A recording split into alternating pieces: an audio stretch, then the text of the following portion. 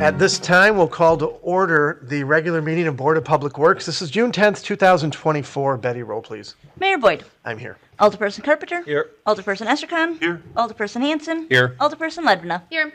All here? Well done. Next item, public comment upon matters not on the agenda.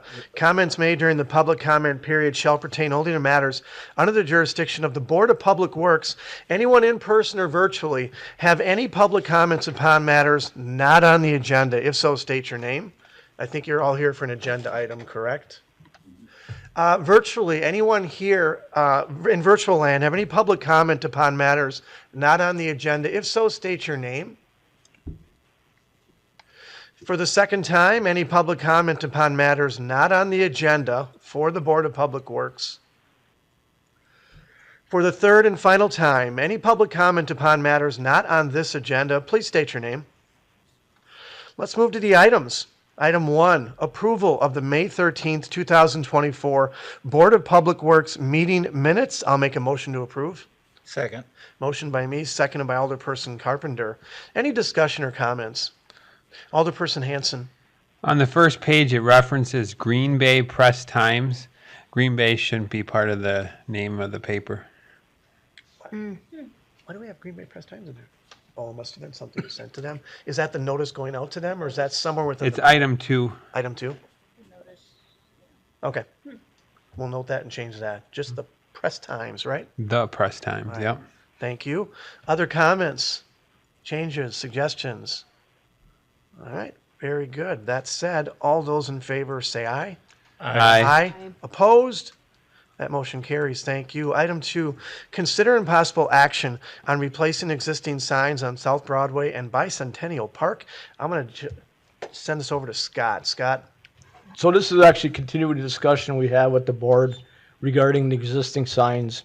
At the last board meeting, the board wanted staff to come back with a policy, work with the civic groups and bring it back for further discussion. The attached draft policy that myself and the legal team drafted is in your packet. This has been shared with the civic groups. In addition, since then, staff evaluated the existing sign structure. As indicated previously, the sign was permitted back in 1980, we believe.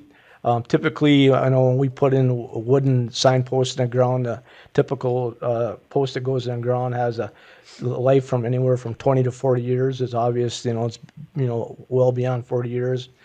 Part of the discussion we've had with this existing sign is maintenance and the need to do some maintenance above ground. Staff has concerns with existing sign structure below ground and actually integrity of the wood. So at this point, we feel it needs to be removed, and if a sign needs to be replaced, then basically we can work with the civic groups, at the board's direction of what to do. City staff firmly believes we shouldn't take on an existing liability that allowed existing sign structures to remain. So, basically we're looking at having it replaced. We did share a cost estimate, approximately $10,000. That includes staff time. $7,500 of staff time, which is a loaded wage rate, which means it's the staff's actual wages plus benefits plus equipment time. We estimated the cost of materials to be roughly $2,500. Again, I did share this with the civic groups. I did get some comments back from some of the civic groups. Basically, it appears we're not in agreement with the draft policy. They don't believe as presented they're in favor of it, as well as the cost and cost sharing. They don't believe they should be involved in funding the replacement, full replacement for that sign. So basically, the board wants to determines they want to continue allowing the service groups at these locations. At a minimum, we need to remove these existing signs. I don't see us in the near future coming to an agreement with the policy. It's going to take some time. It's been since October. It's now last fall until June. We still haven't got an agreement where the signs should go. So once the signs are removed, staff can continue to work with the service groups to develop a policy that both parties can agree to, if that's achievable. And then once a policy is approved and brought back for the board, and approved by the Board of Public Works and Council, we can determine how the sign replacements, should be funded moving forward if that's the path we choose. Thank you. Did you want to discuss at all potentially a compromise or a possible solution that we've discussed at staff? Yep, sure. Couple things that city administrator, the mayor, and myself kind of had discussions on. One of the discussions is, we could look at potentially the cost of $10,000 was city staff, labor, and equipment and materials. We could look at potentially, if the board and council wants to do it, that, in-kind contribution that city would basically provide the labor and equipment, and then the material costs are roughly $2,500. That's for 2 sign replacements, would be basically absorbed by the civic groups. Further discussion we've talked about, there are 2 sign locations. One is, like I said, on South Broadway, which is more visible. The one at Bicentennial Park, I hate to see it. You actually have to be looking for that sign because you come around the corner, going eastbound. You really have to turn your right when you're naturally looking to the left because of the way the road goes, and it's actually buried in trees. You could potentially look at, eliminating that sign in that sign location and just have the one at Broadway. So then your material costs are cut in half. And then the other thing that was proposed is we do have service grants. I believe that's what they call them, where an organization or somebody can apply. I think they're $600 at a crack. The civic groups could potentially look at, if we come to an agreement on the sign policy, we want to move forward, you could potentially apply for these grants to actually fund the costs or materials for these signs. Okay, thank you. And I think the service groups may have heard this for the first time regarding a potential compromise, and I'm sure you want to say some things as well. There has been discussion around this. I don't know if we should just open up and let them, say their piece first, since you just heard it, and then we can have some discussion and dialogue afterwards. So I'd probably make a motion, open the meeting. Second. Motion by me, seconded by Alderperson Carpenter. All those in favor say aye. Aye. Opposed? Motion carries. Thank you. So what we'll do is we'll open it up. You all can say, what you'd like to say, and we have a time limit, and we can banter back and forth a little bit. But I'm sure you all might want to say something. So if you have heard and you understand, one of a potential compromise is, potentially waiving the fee for labor, which I think is pretty good. Now that would need approval by the Board of Public Works and the Common Council, and then we're just stuck with the material cost, which I think some of you agreed with anyways. Divvying it up 8 ways might be a more practical way to go than the other way. So that said, would someone like to speak? I'll start it. Okay, and I'm sorry, Pat, we're gonna need your name and address, and then you can go from there, okay? Alrighty. Thank you, sir. Name Patrick Moran, 1225 Suburban Drive, 54115. The cost of this is extreme hardship on most of the small service groups in town. Our income for the year, if we don't get anything from Celebrate the Pier or any other income, is approximately $450. And to take $1,000 out of that, even with the $600 grant, you're still taking our full income for the year to run this. It would be $2,500. Personally, I feel the city of De Pere It's $2,500. gets more out of the signs than the clubs do. I've been in the VFW for around 50 years now. 30 of that, I've been either the treasurer or the commander. In 30 years, I have never had anybody come up to me and say, I saw your sign, I want to join your club. I saw your sign, I need help. Give me, I'm a veteran, I need help. None of that has ever become because of the signs. We've been referred to by caseworkers and stuff like that, but we've never had anybody come up to me and say the sign is what we saw, and that's what really, made it worthwhile coming here to talk to you. So I'm thinking that it's just not a feasible thing for the small groups. We got only 80 members. We had 230 back 50 years ago. We don't have that anymore. And so our income is not increasing, it's decreasing like a lot of the clubs are doing. Our workers right now, to do maintenance on it, most of my members in the post are probably 70 65 and 70, 75 and 80. I know you know Butch Zelton, he just passed away last week, and he was our funeral honors commander for a long time. And so, I mean, we're losing the members that worked, we're not getting members that are coming in to help. So for us to put the sign out there for $1,000 or even $500 is quite a burden on our income.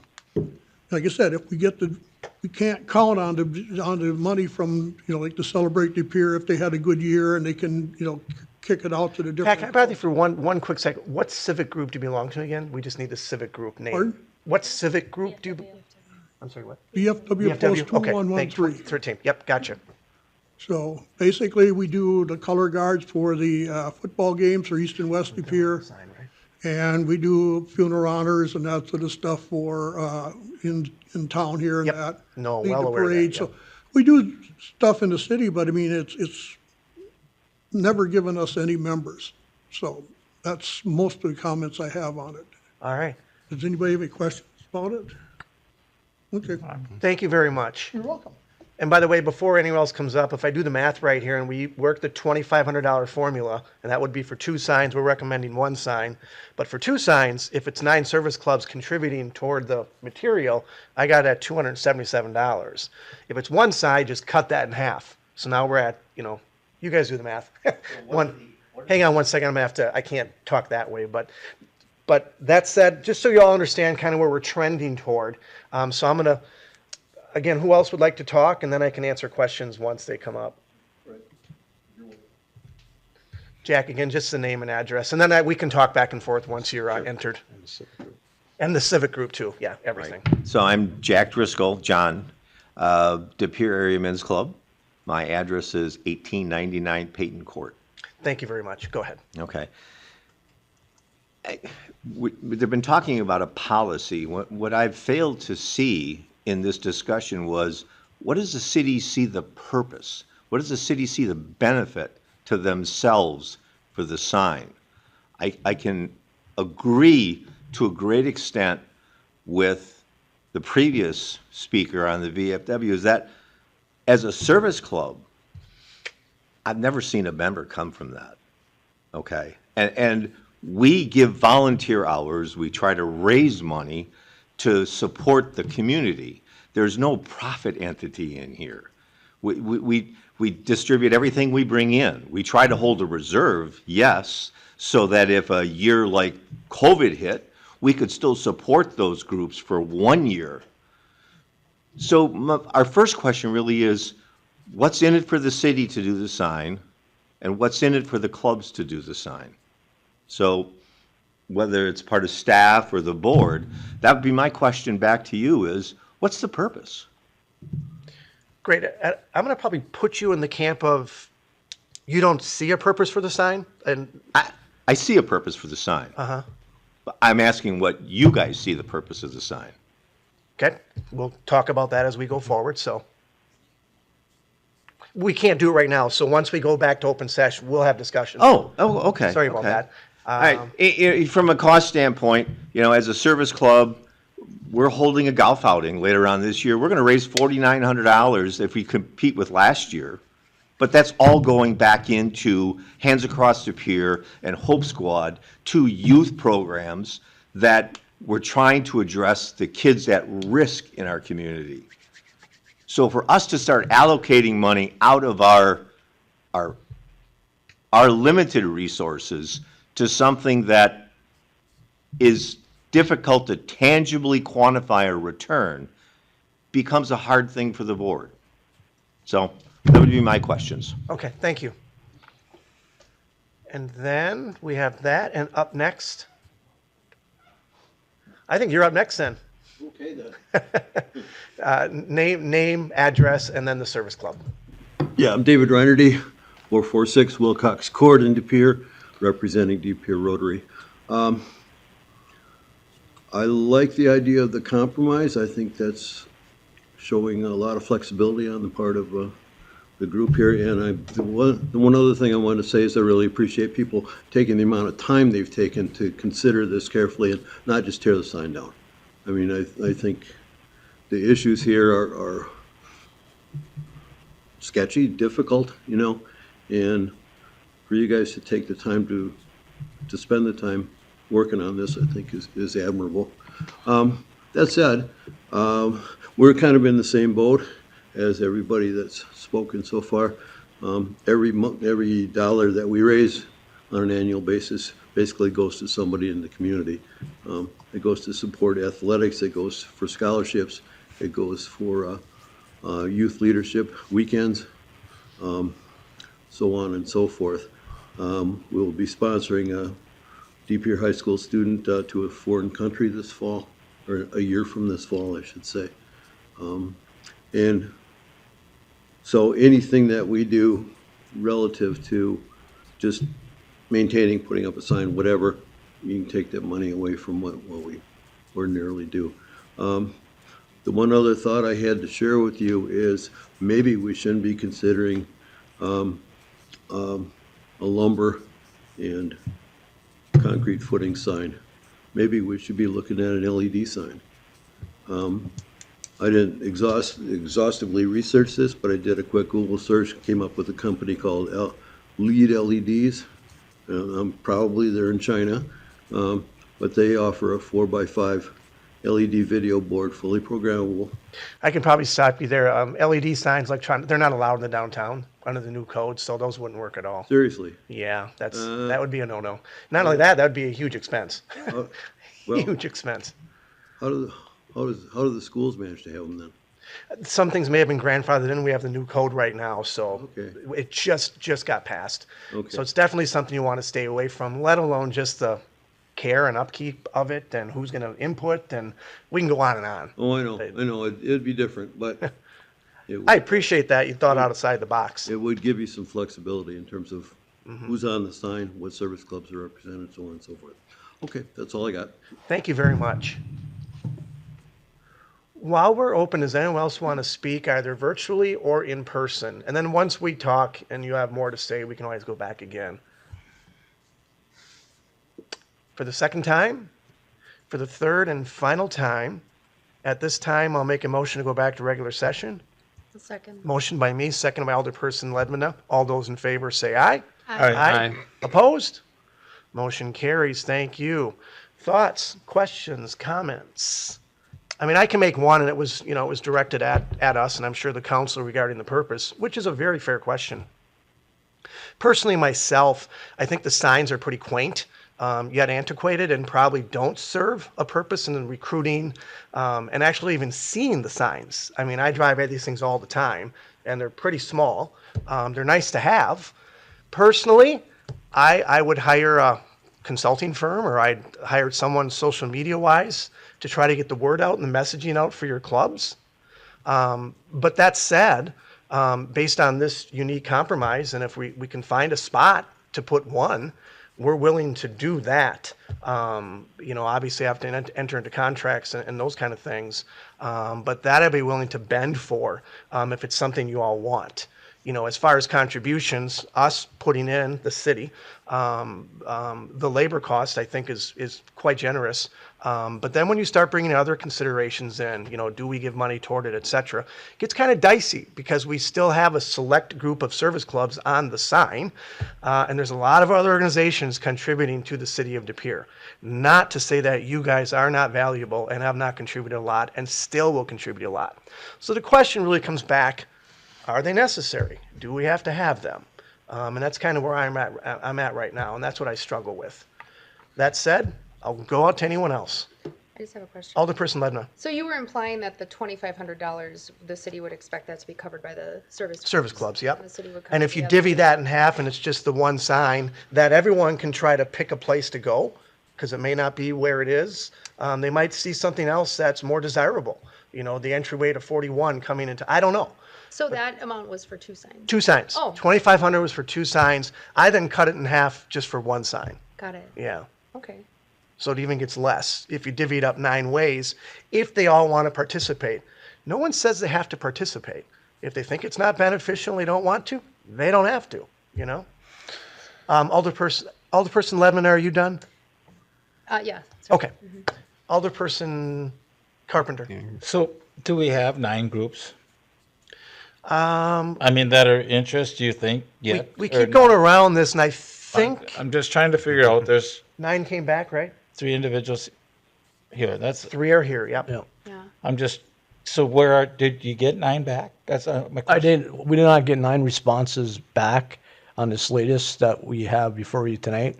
There's no input or feedback, but there are 9 signs on the existing board that we reached out to.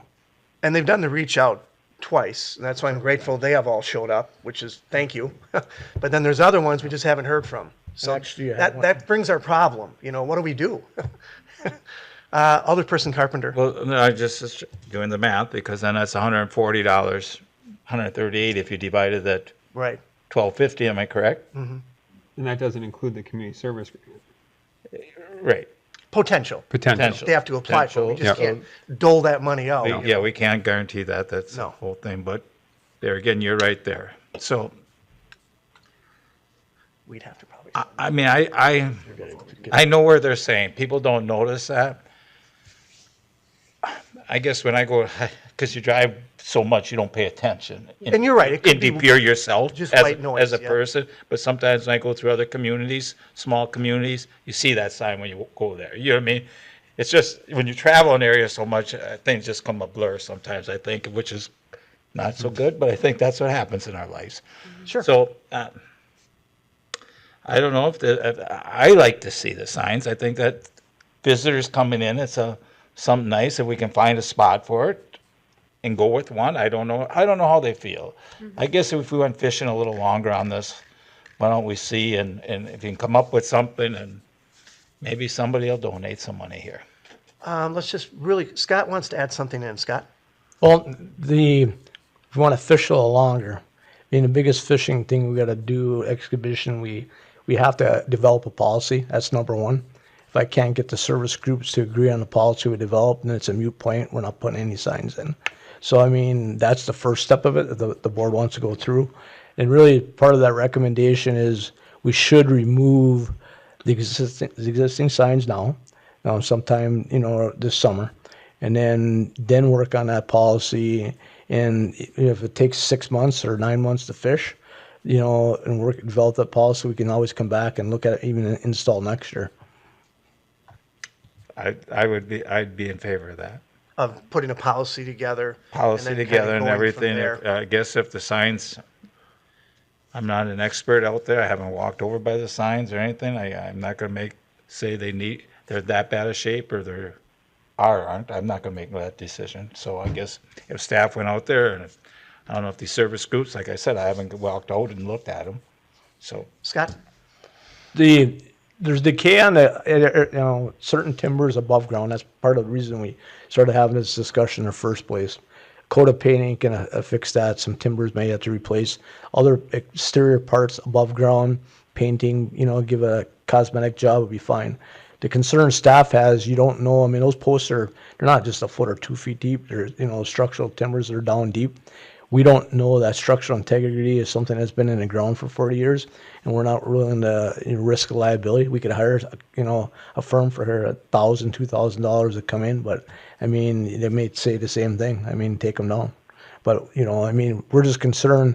We know what the life of timbers, treated underground go, just based off what we do, and you're past that 40-year life typically of timbers. yeah, thank you. Thank you. Alderperson Hanson, I think you're up next. Yeah. Alderperson Hanson. Just a few comments, questions on the actual policy. It talks about the civic groups covering the cost of the plaques. Is that separate then from the discussion we've been having on the material cost of $2,500? Okay. The 100. What's that? Yes. Yes, that is separate. Okay. Yep. $100 application fee for the new groups. So any group that currently is on either sign on either side of the river would not have to pay that 100. Is that correct? The actual intent would be, because we're putting new signs up there, that groups would actually reapply, because there are different conditions on this existing policy. So they'd have to apply and then pay that application fee. That's one of the biggest concerns that some of the comments that's in your packet, why they need to pay for that fee. I mean, that could be something that the board and council can say, well, maybe we waive that fee for the existing. But we would need contracts regardless. Yep. What else? Talks about civic organizations defined as an association, society, or similar group that includes one or more city nonprofit organizations. Have we had any further discussion with legal about what constitutes a nonprofit organization? Legal came up with that definition on that, so I don't know their reasoning for that statement in the policy. I know they were looking at it to try to, like our city administrator pointed out, we just can't have any type of a group think they're a civic group. There's got to be reasons why. And that was the terminology that legal came up with to put into the policy. Yeah, I'm just wondering if we should specify like 501c3 versus 501c4, because some nonprofits can do like lobbying and kind of political advocacy work, and I don't know if we want to go down that path. So that might be something to further flesh out. And then it says all costs for labor and materials for the city welcome sign shall be borne jointly and severally by all civic groups with installed plaques. So we're talking about the labor being covered by the city. Just wondering about that language, jointly and severally. It kind of seems contradictory. So the intent would be is when we were drafting a policy was the civic groups were going to be responsible for all costs. Now, as discussion earlier, we talked about kind of a joint venture on it. It can be something potentially that depending on what the board would like to do to draft the policy, we could look at saying, come back, the city will, be responsible for labor and equipment to install signs, and the civic groups be responsible for the cost of materials. I mean, these are things, if the board wants to go down that and revise this policy, that's acceptable to the civic group, we would take that into consideration.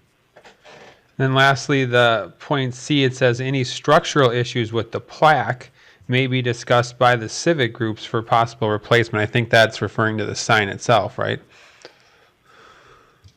I think that'd be once it goes up. Yeah, once it goes up. Once it goes up and then they're up there and then they're deteriorated, then you have to have conversations regarding replacing them. Yep. Okay. I like the compromise. I think, 2,500 and then cut it down to 1,250 for one sign and then get another 600 for community service grant potentially, and then split it 9 ways. I think, the city covering 7,500 for labor. I think that is a pretty high percentage. I agree with Dan. I think for visitors, it's good for them to know, what civic groups we have in the community and, give them some exposure and, let them know, we have, these groups that do play a very important role in the community. So I'd like to see it, at least one remain. So. Okay. And so everyone understands it would be, the site is not selected. We can kind of look at it with the clubs and figure out what makes most sense to everybody so they get the most visibility out of it. May not be on Broadway anymore. It might be somewhere else. That just makes more sense to them, because we have a lot of arteries leading in. So you just have to pick that one. I think 41 is the most popular, but who knows? Other questions or comments? I mean, I guess I'd say I agree with Dan and Jonathan. Okay, kind of way we're trending right here. Yes. Mm-hmm. I know Alderperson Esther kind of has not been here for the other discussions we have, but I think you're kind of getting clued in. No, I'm doing the math right now too. Okay. So that said, if we kind of go in that direction and give the guide to Scott. Scott? So what I would suggest doing is, like kind of our, my recommendation was we go through, remove the existing signs. We'll work with the civic groups and take their comments here tonight, from the board is, like what you had mentioned, Alderperson Hanson and others, to tweak that policy. I'll work with the civic groups that are interested, see if we can address their concerns. It'll be, we're fishing, we're trolling, and we'll bring this back to the board probably later on this summer for further consideration and, working to some type of a compromise on that policy. And then, once we get to that point, then we can look at the location and the funding, of a future sign. Can we or also do signs. one last thing?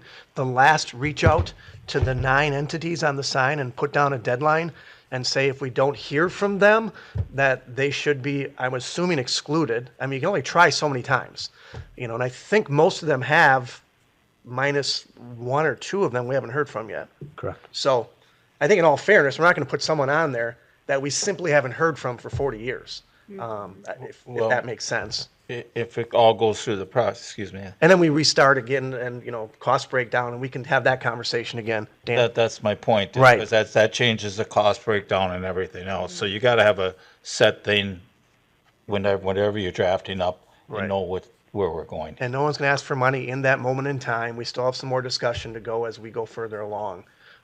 That said, you've heard our discussion.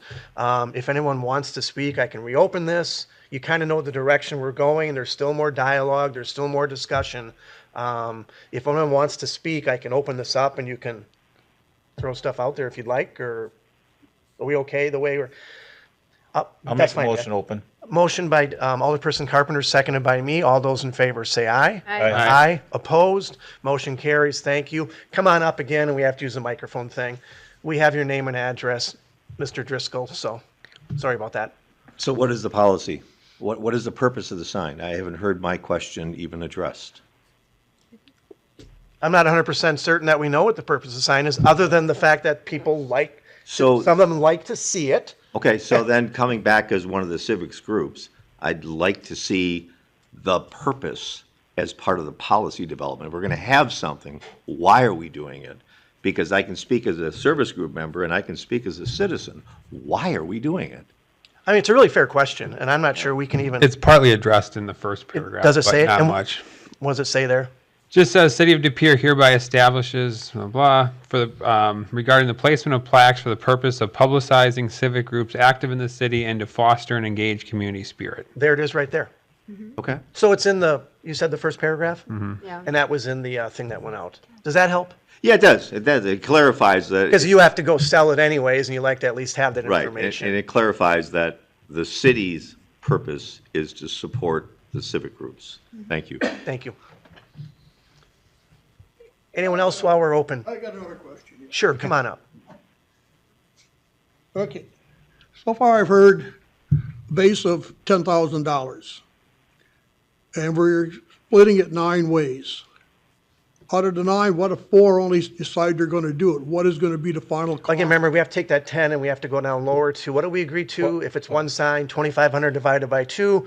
So we're- 1250. 1250. So we got to use 1250 as our base because we're agreeing to help out with the, Well, it's still going to have to be divided only 4 ways rather than 9 ways. I think we actually had upwards to 7 that replied back, possibly 8. So it's getting better. We also potentially have an opportunity for community service grants as well, too, that you could apply for, that we'll talk about at another date. So it's getting better as we go forward here. So what kind of a date are you looking at for a final decision by the service clubs? I'm going to go this way to Scott. So we're putting the cart before the horse on it. The first thing we have to develop is a policy that the civic groups and the board and council agree upon. Once everything, all that is approved, all the I's dotted, T's crossed, then we will work with, and talk about the funding of that and how it goes. To say there's only 4, and 4 say, well, it ain't worth it, we don't want to move forward, then we're not moving forward. If there's, say, 9, you split it 9 ways. I mean, this is what the costs are going to be.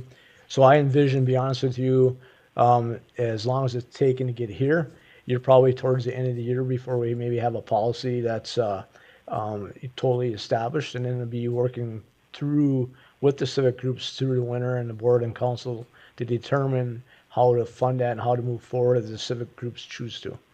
So is the city allowed to do construction after like the 15th of November if it takes that long? Or do they have to put off until the frost is back? We would put it off until the spring. Because, I In other mean, words, you're talking it's next year before the sign goes back up. anywhere from 3 months to a year from now, we Yeah. could be making the decision. Correct. Okay. Thank you. You're welcome. Did you have anything else, David? Yeah, question on the grant. Are the grants per each individual service club, or would there be one grant for all of them? I mean, it's a great question. I think we'll probably have to kind of wait on that one as we go forward here, depending on how the policy kind of works its way out. And then we can make decisions that way going forward, as to who has to apply and how. So, Okay, and they've been anywhere from $300 to $600 that we've given out to individuals to build a garden, build a, what do they call those pits? Gaga pits. Sleep in Heavenly Peace, we gave money to for building beds for those in need. So we'll work that out or have discussions about that. Because like Scott said, we're probably putting that before we probably should.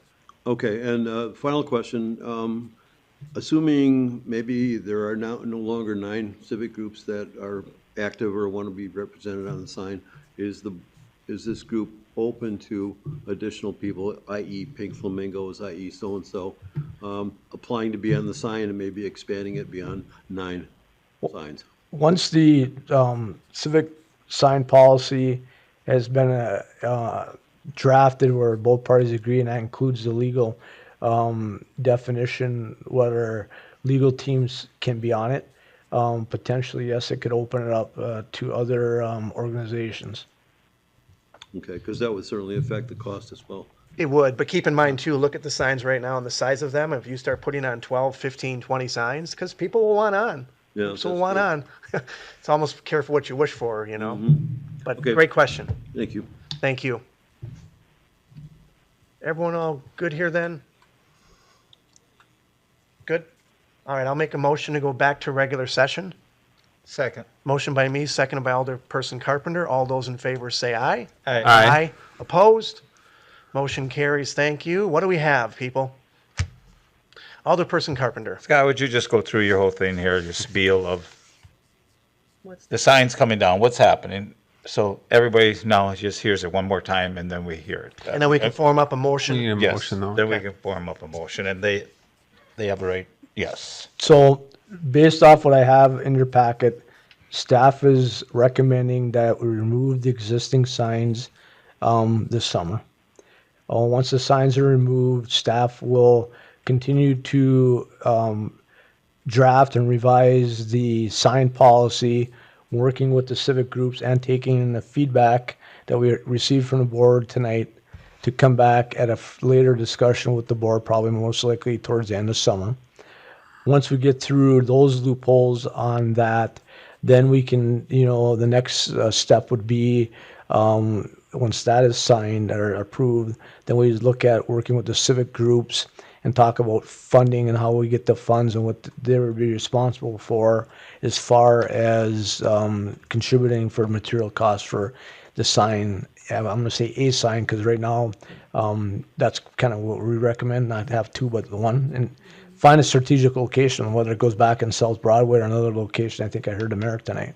So those would kind of be the 3 bullet points of what we would recommend. One question here, and I don't know, maybe you guys have the answer for this, but there's one person who kind of led the charge here. He's not here. What is his name? Mike? Mike Stump. Yeah, so he's just not here, so, which is fine. I just, No, he was instrumental in a lot of it. yeah, I'm just, I thought he'd be here, but, all right, does that make sense, an Alderperson Carpenter? Yes. All right, do we have a motion, Alderperson Hanson? Okay. You're good at these things. Yeah. Make a motion to remove the 2 existing signs, amend the policy to have the city cover the labor cost, and to incorporate the other amendments that we've been discussing. Scott? There was Or one point to feedback, I talk should about say. the application fee. Oh, yeah. Do you want that waived for existing civic groups? Yes. Okay. Yeah, so waive. Waive the groups. $100 application fee for existing service groups already on the sign. All right, I'll second that. So motion by Alderperson Hanson, seconded by me. Any additional discussion and or comments? Do we need to include capping the number of civic groups that might want to be involved, or is that not in this? It's a good question. I don't think we have to at this time. We won't have to at this time. I know the cost of materials we looked at, potentially we could expand to 12, but we won't know that until we sit down. And It's going to be roughly the same type of a structure, and we're trying to look at a sign that's a little bit maybe bigger so it can be seen. So we would have to lay that out and see how many signs we could get. So we don't know that at this time. Okay. Thank you. Other questions or comments? Alderperson Yes, Carpenter. what we're doing is, so you know the material you want to utilize. So the city's going to purchase this materials, and then this group was going to pay, if they agreed to everything, they were going to pay it back. Right. What if these groups went out and they know what the kind of material is, and they find somebody to donate the material? Is that feasible and everything? I mean, we got to get a writing going, but I mean, or is it mandated the city's going to go and purchase this? No, it's not. I mean, so basically, once we get past the policy, somebody want to come through and, say XYZ company said, hey, we'll donate, the material for the sign. I mean, the city would just accept it as a donation as part of the process and then move forward. Okay, thank you. Thank you. Other questions or comments? Alderperson Hanson. I didn't mention anything about defining nonprofit in my motion, but it's something I think we should take a closer look at. The seconder agrees with that as well too, so we will look at that again. I know Tony looked at it at length, but Okay. no reason not to give another eye at it. Other questions or comments? So we can move this ahead here. All right, that said, all those in favor say aye. Aye. Aye. Opposed? Motion carries. Thank you. So we're moving forward here. Thank you, gentlemen. Thank you very much for coming in. And if someone could let Mike somehow know, and that's, okay, thanks. And I'm sure you'll have any questions you might have. Again, you obviously know to connect with Scott. So that seems to work out pretty well for y'all. Thanks, everybody. As a punishment, you don't have to stay and watch the rest of this unless you really want to. I wouldn't do that to anybody. All right, let's go to the next item. Maybe they want to stay. Maybe they like this next one. Item 3, consideration and possible action on award of contract 2408 Manhole Rehabilitation. I'll make a motion to approve. I'll second. Motion by Alderperson Ledvina, seconded by me. Discussion, comments, or does Eric need to say anything? No, if you have questions, I'm more than happy to answer. Anybody? All right, seeing there is none, all those in favor say aye. Aye. Aye. Opposed? Motion carries. Thank you. Item 4, consideration and possible action on compliance maintenance annual report for wastewater collection system. I think we have to go to Eric on this one. Yeah, so each year we're required to complete this report, and a copy is included in your packet for the DNR. And basically, it requires us to evaluate our finances to maintain our sanitary sewer system, the steps we're doing for cleaning, maintaining, and then also tracking complaints and other issues we've had, such as backups. So that's just a real quick summary. We're in real good shape from a financial and from what we're doing to the collection system. So based on their scoring, we receive grades A for both the financial management and for the collection system. So we're recommending that the board approve this to go to council for the resolution, and then I will enter that resolution number once approved and then submit it to the DNR. That's a great grade for the report card, is it not, people? A's are good, right? Good A job. pluses are better, but we'll take the A, I guess. Oh, Do they have a plus or not? I No. bet there's. Oh, I was just going to say, this is it. there's This is outstanding. I'd make a motion to approve the report for submittal to the WDNR. Nice job, by the way. We need a Second. motion by me, seconded by Alderperson Ledvina. Any additional discussion or comments other than well done?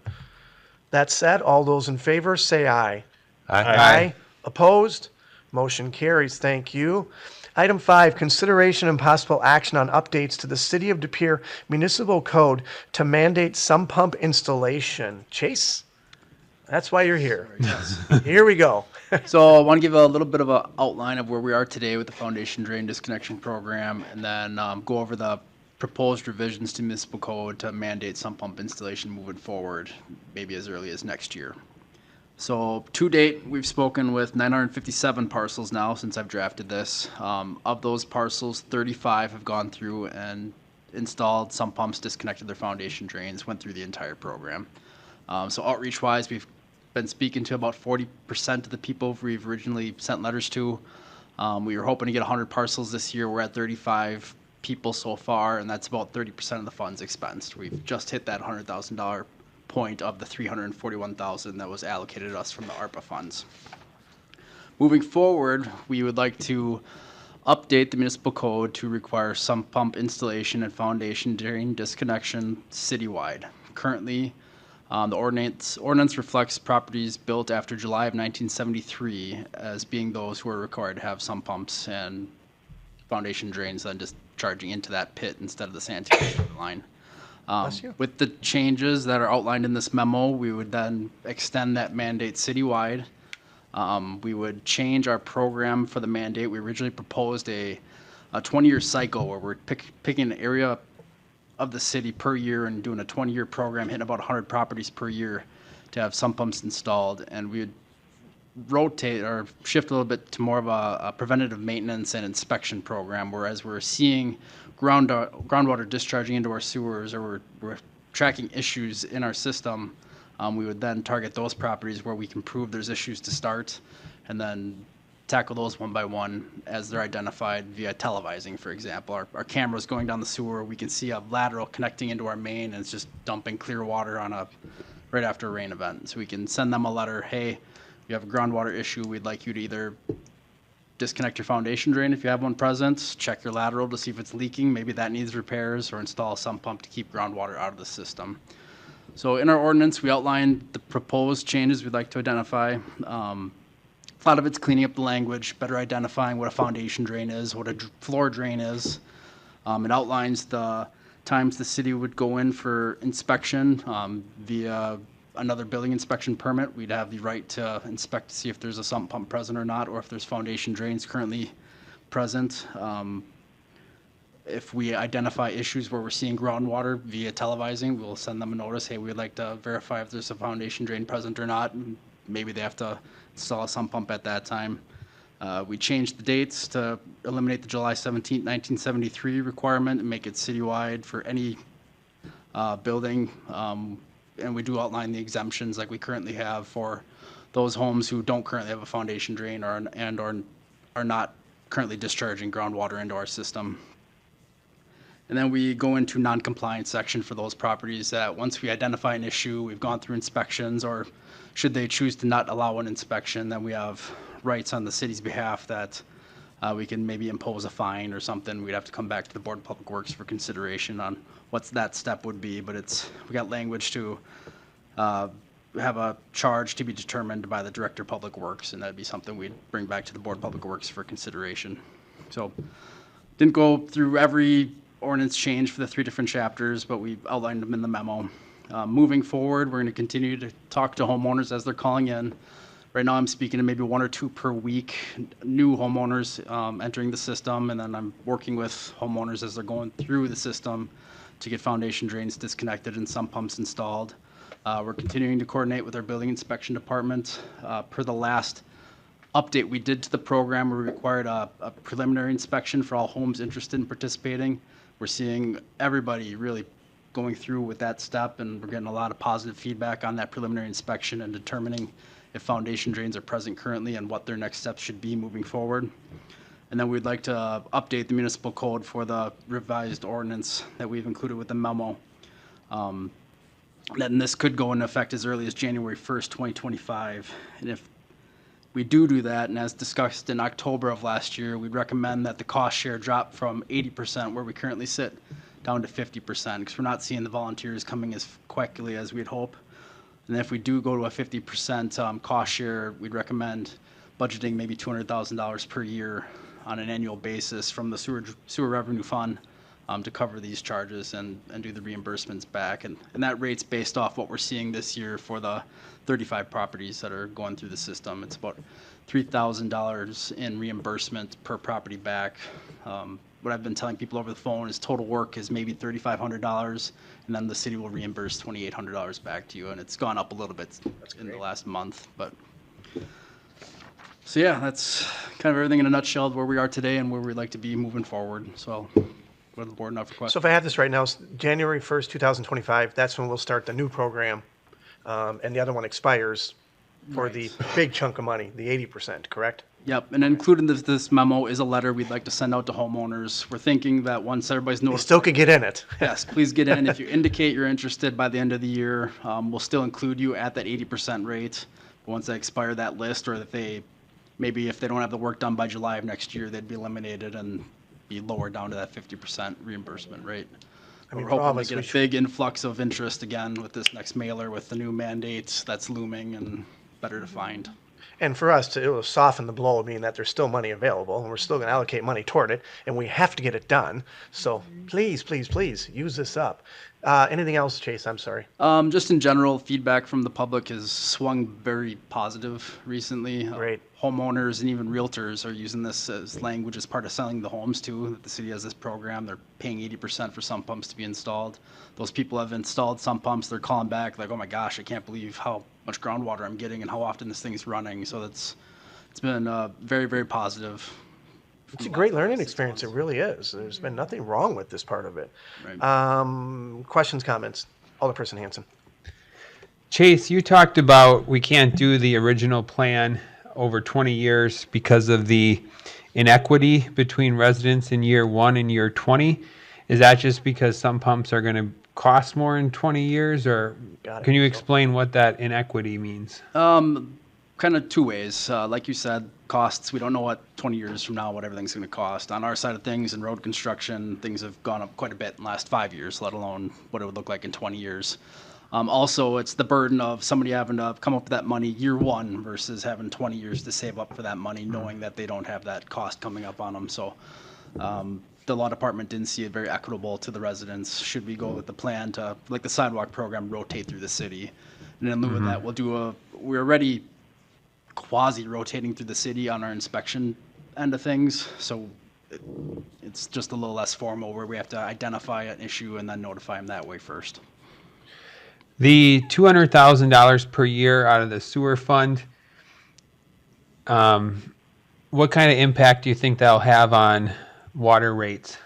And could you argue, though, that it's a good long-term investment to reduce water rates because eventually the amount of treatment costs for the clear water going into the storm sewer is going to go down?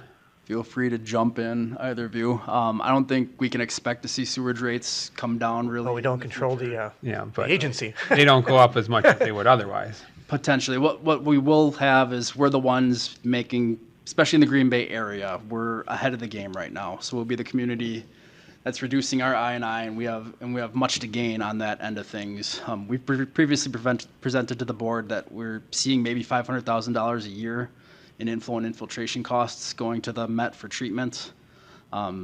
We'd like to slowly see that number decrease, so maybe that's a savings on that end of things. Maybe the sewage rate doesn't come down, but maybe we're paying less to treat groundwater. Oh, maybe. And if I can add the other reason, because the Met is pushing all the municipalities to address I&I. And if we all don't address I&I, the Met will have to look at upgrades to their plants, which would be additional costs to our rates. And they're talking big plant upgrades, because they've had a couple times when we had the wet years where they were actually treating over their capacity of their plant. So we really do, as a group, not just us, but everybody, need to take a look at it. Do they know we're doing this? Yeah, Yes. Can we advertise? Okay, they do. We should advertise the heck out of this thing for them.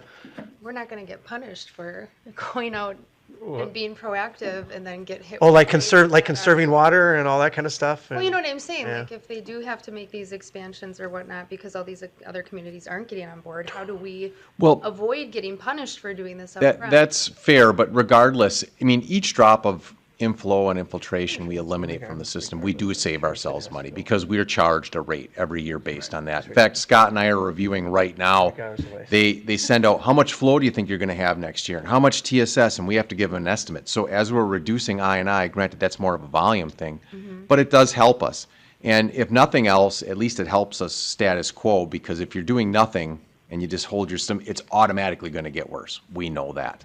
And then in addition to the sump pumps, you know, this will help us a lot. Chase is getting positive feedback from people who are saying sump pump works all the time. We still have the full lateral portion we're also starting to address to try to get our whole system in better shape. Scott?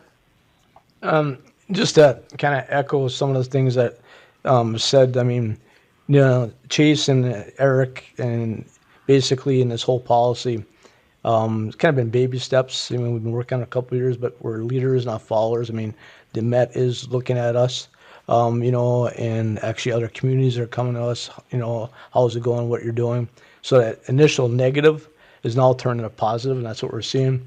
But one of the things is I think we're past baby steps now, Yep. though, aren't we? Yep. These are We're bigger, the bigger steps. past toddler steps. We're really, But one of the things I want to caution here. the board is that, you know, it wasn't too long ago, New Water was here. They had some major capital investments they have to do in their plants and interceptors.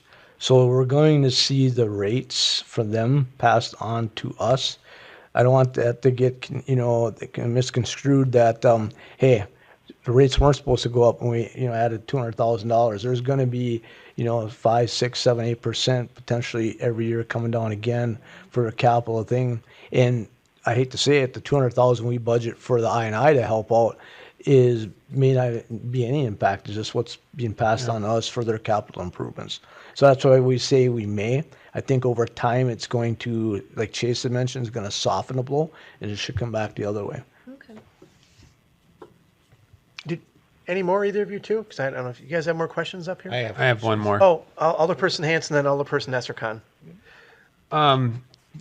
So Chase, in the letter, it talks about if your property is found to have an active foundation drain. My understanding, though, is not so much the foundation drain by itself, it's the foundation drains that are being connected to the storm sewer and discharging clear water into it. So I'm just wondering if there might be some confusion in the public about that language. Active foundation drain, I'd consider any present foundation drain that's currently discharging into the sanitary sewer. There are foundation drains that are connected to sump pump pits and then discharge into the storm sewer or into your yard. So moving forward, we'd like to continue doing preliminary inspections if there is that confusion, but to go in and actively define all that, I don't want to put too much in this letter where it just gets lost on people too. But Okay. And it does say then afterwards, or is contributing to clear groundwater, so. All right. But the inspection part is really an important Yeah. component. The preliminary inspection is huge. Yeah. Scott? And I'm gonna pick on Alderperson Lebanon. When we did the Earth Street project last year, that area has a lot of foundation drains, and we saw that, and then the need for sump pumps to go in because all that groundwater that's happening was going in the sanitary sewer. We know in that neighborhood and those vicinities, those homes are older, and that's typically what they have, and that's the reason for the sump pump program. and in Alderman Ledvina's defense, I think she was the third person through our program. Okay. Yep. She's on the good list. Oh, Okay. so it is your fault, and now you're part of the solution. It was solely your fault. It was, yeah, Did you get reimbursed? yeah. All right. Jim applied for it. Wow. And I agree, our sump pump runs all the time. It's crazy. Isn't that Rain. isn't that Yeah. incredible? Yeah. And then So what? it was really eye-opening to see how much water was. It was eye-opening to see our trench full of groundwater too when we dug that hole. So. And things are getting better, obviously, at St. Francis, right? Is that what we're talking? Yeah. I mean, the Some best. of my neighbors did it too, haven't they? Yeah, we've had a couple over there. It's good. That's great. Alderperson Essercon. Yeah, a couple questions, and maybe they're not relevant. Why was 1973 there in the first place, and then why did it go away? I don't know the reasoning. I don't know if that was when the dwelling code updated to require sump pumps moving forward. So that's just an arbitrary date in our municipal code. Dan will take that one. And then everything was grandfathered in before it. Okay, so why is it not now, though?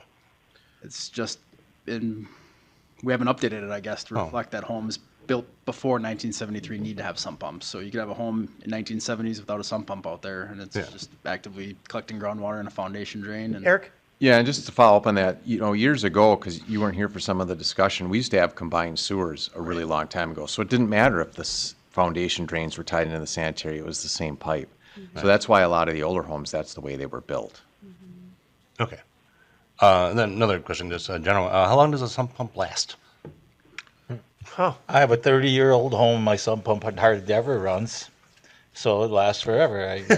Mine only time it runs is when we get heavy rain, and it has Like nothing lasts forever. Mine at 25 years, so I'm on my second now for a house that's I've had 27 years old. 3 and 20 years on mine. So 3 I'm just gonna say I've never replaced my sub pump. It's Yeah, very little water gets in my. Okay. Well, That doesn't really affect anything. I just built my house a little higher than the neighbor. Just kidding. how many There's years? tricks. There's tricks around. No, just kidding. You gotta follow. It really varies, Mike. Yes, it does. There's really cheap alarm systems you can buy, you know, do you want? in case your sump pump does fail. Yeah. You can, I mean, they're Oh, yeah, battery plug that in, operated, yeah. $5, $10. So you avoided flooding your basement. No, actually, mine was like 4. We have like They had 4 an different installation, back. put it in, and the pit's already there. Can't imagine. I'm in Swamico. I have a backup too. My pump runs every 5 minutes. Yeah. Haven't had to change it since I moved there. But Actually, somewhere in the water system, that's your sump pump. That hooked up to your plumbing, and then actually that's Those are the coolest, the Yeah. backup. I saw that. Yeah, it's too late now. I just. Great, yeah, it's good. Other questions or comments? Alderperson Carpenter. Yes, so I'm on a split view, so I'm on page 2, and you go to chapter 66, plumbing code, exhibit 2. When it says, when high wastewater flows are detected and there's reasonable grounds to believe that the flow is caused by a sanitary sewer service leak. We're talking sub pumps, and then this says sanitary sewer service leaks, and that's in here more than once. So are we going in homes? I know what you're going to go and codes gets done. We're not running a camera down now and checking sanitary sewers to see if they're cracked and everything too, are we? no. So when we did this municipal code update, we're also keeping in mind the full-length lateral replacement program that's out there, and we're trying to get ahead of that and get the code to reflect those needs. Okay, as well. but I just want to make sure that right now that if we're going through you see a lot of water running through somebody's sanitary sewer lateral going into the main. That all of a sudden we're not going to be, and it's an older area, are we going to be running, when we're dealing with sub pumps, and now are we going to be running a camera and throwing a double whammy to somebody? Right. I mean, we got another program going, or trying to get going. That's the one with the video that we saw that. And that's what I just, Eric that's a little my concern. This is a sub pump we're discussing, and we're not discussing, it wasn't in the agenda to be discussing sanitary sewer. Well, you brought it up, Well, I know it is because it's right in here. and the answer to the question is? Yeah, it is in here, and that's my question to this. So I just want to make sure Our code is currently written where any illicit discharge into our sanitary sewer needs to be corrected, and we have the power to issue corrective orders of that nature. So groundwater coming from a sanitary sewer leak, I would say is an illicit discharge that would need to be corrected. And we're currently covered on that end of things. We're just better defining that moving forward. I mean, I guess if I'm interpreting your question correctly, you're worried that with the language we're putting in here, we're going to use that to go after full lateral replacements without having that program in place? Is that? Yep. So right now, really, we are gearing this towards, if we see a lateral running with a whole bunch of water, we're not going to go in there and order a full lateral replacement, but that might be a catalyst to say, hey, you need an inspection for a sump pump. Now, we've been giving a lot of thought and doing some research, so we will bring the lateral portion of it back at a later date. But a running lateral, and you can see them, you'll be televising, especially after that thing will be running crazy. That might be a catalyst for Chase's program to order in, hey, you have to get a sump pump in and do an inspection. and that's why I Yeah. have nothing against that way Yeah, of going we about are, it. but we are not going to use this language to go for full lateral before we bring the full lateral discussion back to the Okay, board. so now I have to go to another question, but I have to get to that page, so maybe I might. Alderperson Estercon, were you finished before Yeah, he goes no, back? thank you. Okay, all right. I just gotta scroll here. We'll give you time to read here, Alderperson Carpenter. I got one real quick. I'll go to Alderperson Hanson while you're looking. Alderperson Thank you. Hanson. So let's say with our televising inspections, we notice 200 properties that have discharge going into the storm sewer. And you've talked about maybe like 100 a year. How do we decide who is getting mandated that year? As identified, I think would be the fairest. First come, first serve. Okay. It'd be a running list that we'd keep updating as they're identified and send out letters as they're identified as well. But we're not gonna play preferences. It'll just be as they're found. But I mean, if we have, so basically, even if there's more people on the list, once the funding runs out for that year, we will not keep mandating it for that year? If I'm restricted by budget, there's nothing we can't reimburse at that point unless we find funds elsewhere.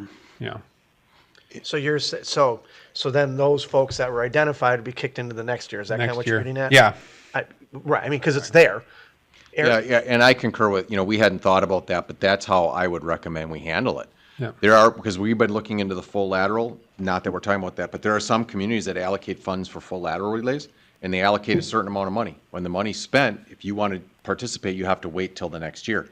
I would think that would be the safest way to do it. I would think. Is that how you would understand? Yeah, that's how I mean, it's good you brought it up because that is important clarification. Yeah. Yeah. Because we'll have to answer that. Scott? In addition, like Jason mentioned, is 20 years. We're going to start in the 2025 budget requesting 200,000. As trends show that we're spending more because we're trying to accommodate the program, the following year may be 250 or 3 because we're getting more and more and more, and we want to try to subsidize this to promote these sump pumps going in. So we're going to start off with 200,000, and then we may not spend it all, and then it'll be 200,000 next year. But if it's more, then we'll budget more. Okay. Makes sense. Thank you. Alderperson Carpenter? Yeah, so on page 34, as we were going through this, and then if you get there, it's item 5, it's in the red. If you read through that, could you just kind of try to explain some of it? I don't quite understand it. Sewer customers connected to the sewer system, both inside and outside the city limits, shall pay a monthly inflow and infiltration clear water surcharge as determined by the Director of Public Works. What is all this language here? So if we identify a home that needs a sump pump and that property owner chooses, no, I don't want to install a sump pump, then we maybe could add a surcharge onto their sewer bill on a monthly basis as a penalty for not installing a sump pump, for the city now having to treat all the clear water that they're discharging. And that'd be something we'd most likely have to come back to Board of Public Works for consideration and approval prior to levying. So, okay, thank you. Then I have one more question. So we have a lot of old downtown buildings and businesses in this city. We're pushing pretty hard to residentials. What is being done about these businesses downtown that probably don't have sub pumps in them? And especially now we're going to be doing a Main Street project and Reed Street project. Some of them buildings are newer, but some of them buildings on Main Street are definitely older buildings that I don't know if they have sub pumps in them, and where is their water all going? And are we going to make sure this is all taken care of? And that's all things we're looking for in our preliminary inspections. So we're going in with our building inspectors and we're trying to identify what needs to be done, if anything. So to answer that broadly, I don't know. Well, I'm just putting that out there as to that's what we have Sure. in the city, you mean, and a lot of them are flat roofed and everything else. So where's that water going? We've had a few already go through the system and get identified as being exempt. But yeah, we haven't seen a lot, and they're not really being targeted as part of this because it is residential. Eric? So we've been working with some of the downtown businesses when we get to these projects. And for instance, on Main with that project coming up, we've already done a whole bunch of basement inspections prior when we thought the projects were going to happen a lot sooner. And we might have to go back and do a few more, but we've been checking for roof drains, and we've had some that we've made roof drains disconnect. So the intent is to provide all of them storm laterals if they don't have them with the project, and if we identify roof drains or things like that, that they have to disconnect the roof drain and get it into the storm lateral. Because the challenge with roof drains in our downtown is if we just make them discharge to grade, it's all paved areas, and so then they ice up.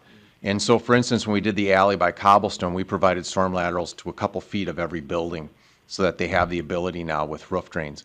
If they don't have sump pumps, but they don't have foundation drains, then we usually don't do much because that would be kind of an exempt. But we are following up now with our projects, and we've had a couple since I've been here that we've gone up and checked roof drains and made them disconnect. Okay, and I was just, like I said, I don't know if they got what type of tile they got around there, if they have a floor drain in the basement of those buildings, but I'm just hoping that we are active to that, especially when we have projects going on. That's a good point. Really good point. Thank you. Scott, did you have more to add? Nope, Eric said exactly what I was going to say. Wow. You guys just kind of I think that's good for me because he's the boss, so yeah. So you have no idea what Chase is talking about then. No, just kidding. Other questions or comments? Other person, Hans, you kind of hedging there a little bit? I don't know. Yeah, I'm You still. seem like you thinking got about something. I think I'm good. Well, that said, you can still think of something. I would make a motion to approve the proposed revisions to the City of Pere Municipal Code and the proposed mailer included in Exhibit 4. I believe that's the motion that we need, correct? Yes, sir. Thank you.